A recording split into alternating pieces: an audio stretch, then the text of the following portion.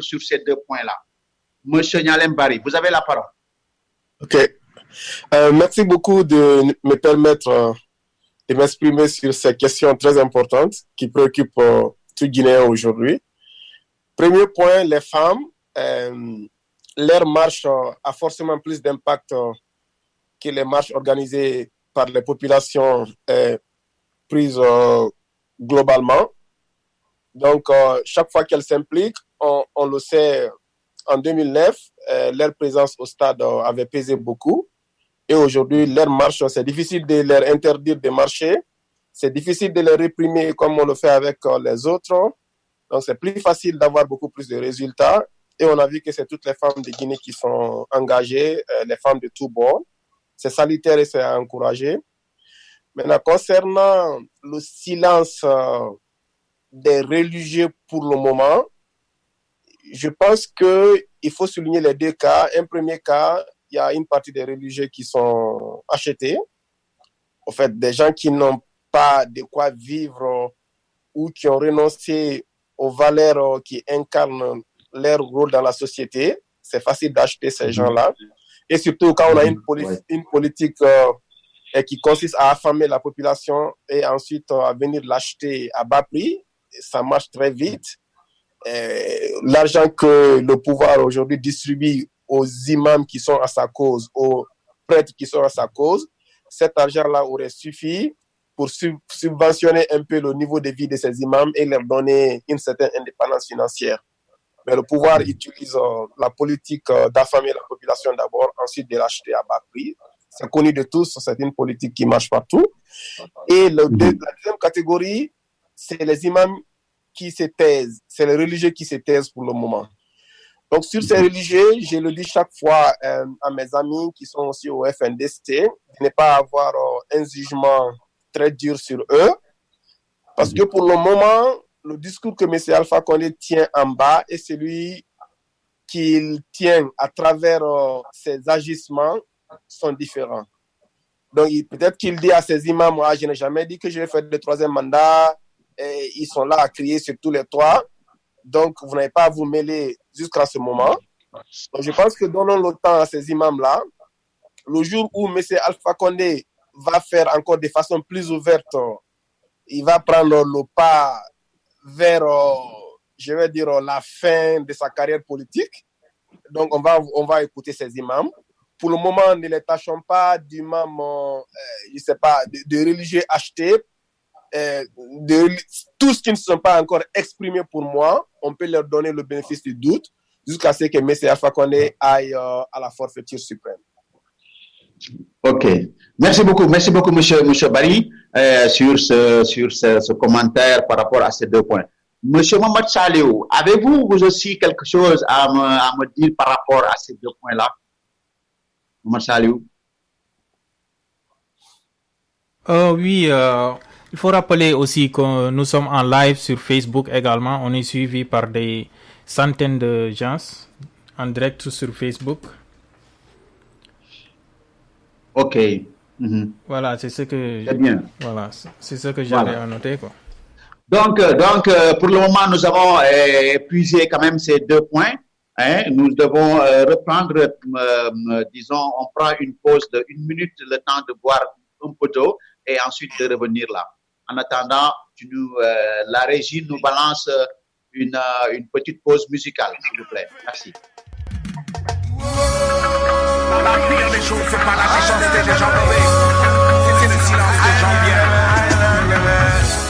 La Guinée Wakana, Tikenja Awali, quand on a fait des noms, aujourd'hui on se lève parce que Alpha devient fou. Il devient fou. Alpha Condé devient fou.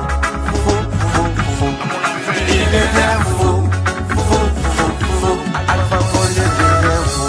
Il a demandé une dose et encore une autre, entouré d'un papato.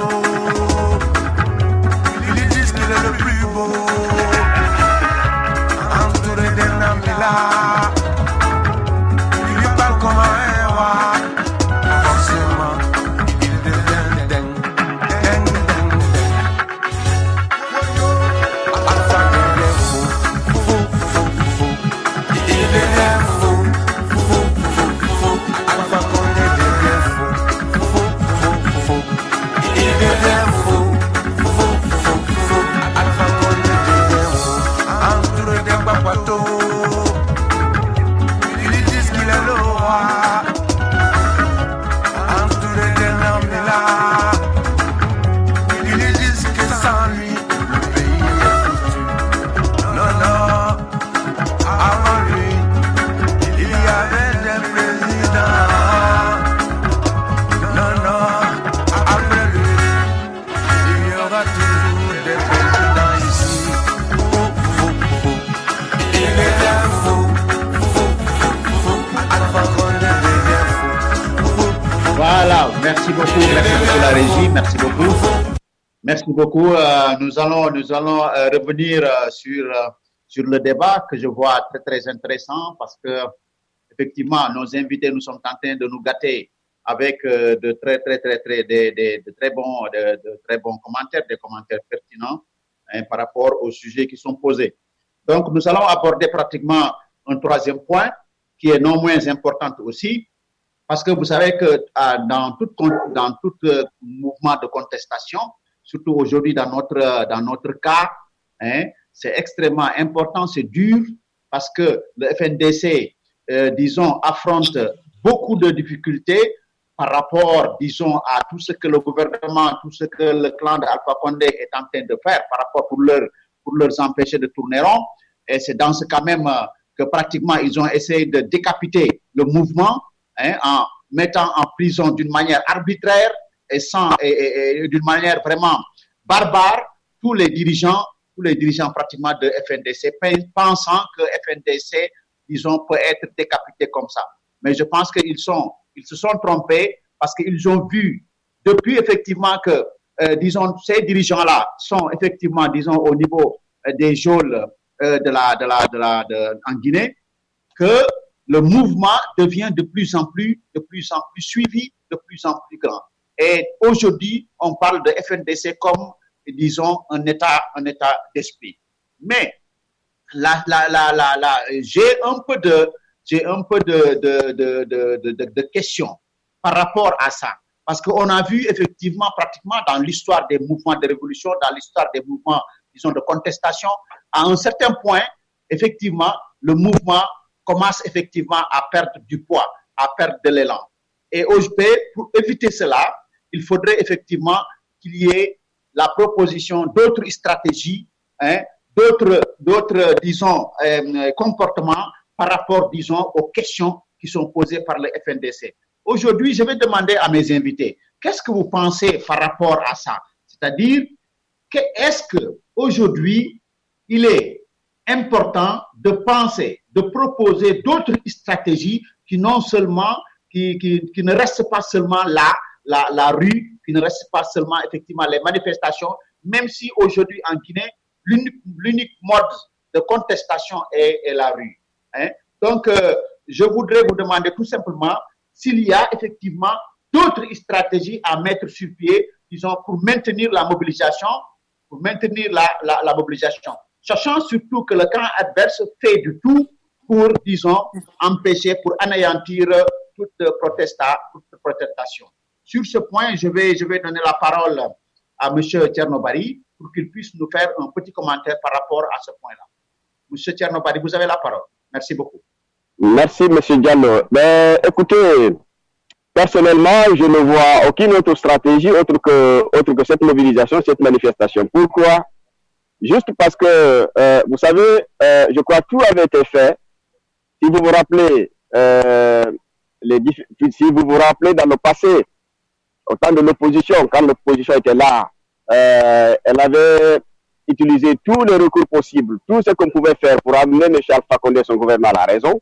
Ils ont toujours refusé. Il a fallu passer par la mobilisation. Donc ici aussi, il n'y a pas de choix. Ici aussi, le seul langage que le pouvoir entend, le seul langage que M. Alpha Condé et son gouvernement peuvent entendre, surtout quand vous avez affaire à des délinquants politiques ou économiques comme les Damaro, c'est le langage de la rue.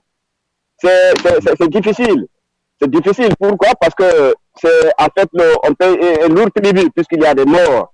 On vient, on réprime les gens dans le sang, on tue, on va dans les concessions, on cause toutes sortes de dégâts.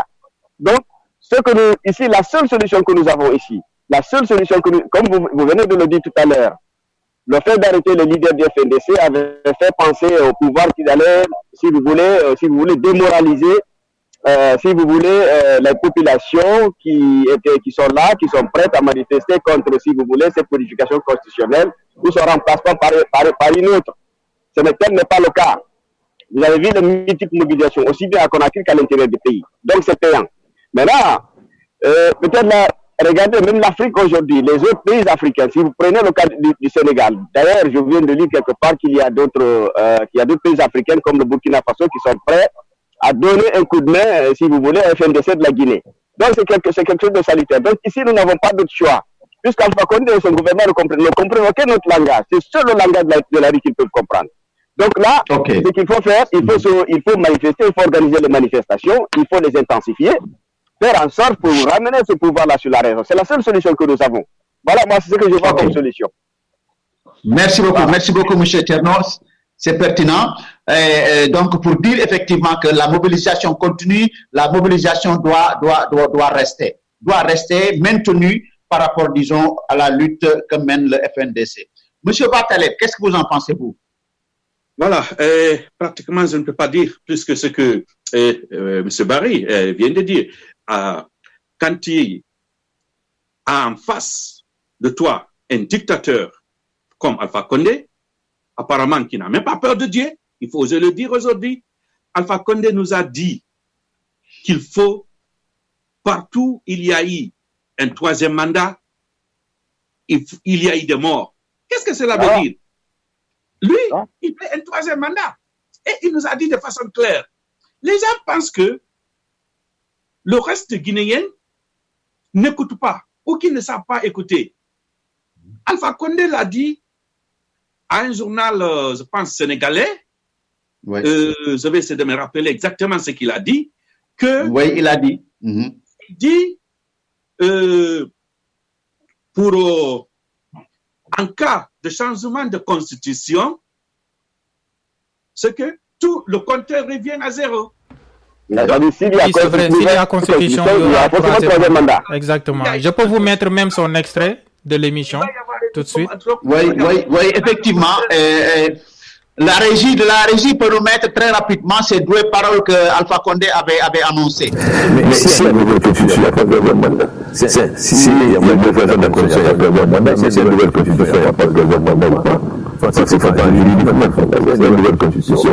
C'est-à-dire la constitution, si c'est une nouvelle constitution, quand vous avez la bataille à la 5e République, est-ce que quand on a fait la 5e République, c'est une nouvelle République. C'est tout. Le moment, je pense que les débats et le moment doit être libre. On ne doit pas chercher quelqu'un va avoir des débats, c'est libre de faire sa position. Mais en général, c'est vraiment de détacher. Voilà. OK. Voilà, M. Ba. M. Ba, vous pouvez continuer. Vous avez entendu ce que ce que Alpha Condé a dit. C'est très clair. C'est très clair aujourd'hui. Alors que la semaine dernière, on en a parlé ici suffisamment, on avait parlé suffisamment ici de l'article 27 et de l'article 154 de notre Constitution. Donc, Alpha Condé se prend de qui? Il se prend pour qui? Et comment il considère le reste des Guinéens?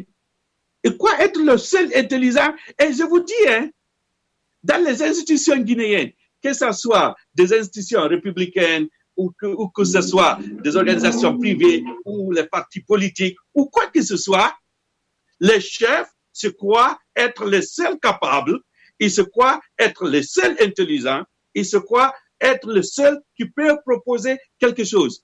Il faut que cela change en République de Guinée. Il faut qu'on démontre aujourd'hui que les élèves lycéens ou les collégiens sont capables de monter de petits projets et les réaliser avant qu'ils ne finissent l'université. Ça, c'est possible.